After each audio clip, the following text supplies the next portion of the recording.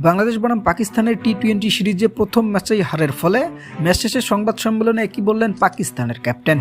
প্রিয় দর্শক, বাংলাদেশ ও পাকিস্তানের ম্যাচে প্রথমে টসে জিতে বোলিংয়ের সিদ্ধান্ত নেয় বাংলার টাইগার ক্যাপ্টেন লিটন কুমার দাস। আর বোলিংয়ে নেমেই দুর্দান্ত পারফরমেন্স করেন বাংলার বোলাররা। অন্য প্রান্তে পাকিস্তানি ব্যাটসম্যানরা যেন কোনোভাবেই টিকতে পারছিল না ফিজদের বোলিং লাইনের সামনে। একের পর এক উইকেট হারিয়ে মাত্র 19 ওভার 3 বল খেলে 111 রানের টার্গেট দেন পাকিস্তান বাংলাদেশকে।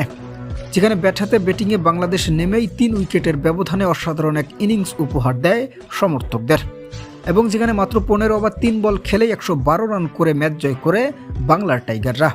অবশ্য দেশের মাটিতে বাংলাদেশের 111 রানের এই টার্গেট বেশ ছেলে খেলাই মনে করেছিল লিটন বাহিনীরা। অন্যদিকে এর আগে পাকিস্তানের মাটিতে বাংলাদেশকে পাকিস্তানিরা হোয়াইট ওয়াশ করলেও এবার বাংলার মাটিতে প্রথম ম্যাচেই হারের ফলে পাকিস্তানের ক্যাপ্টেন সংবাদ সম্মেলনে বলেন, মিরপুরের এই বোলিং ক্রিজটা অনেকটাই স্লো, এখানে উইকেটে টিকে থাকাটা বেশ কঠিন। যেখানে আমরা প্রথম ম্যাচে সুবিধা করতে না পারলেও পরবর্তী ম্যাচের চেষ্টা করব ভালো কিছু করে দেখানোর।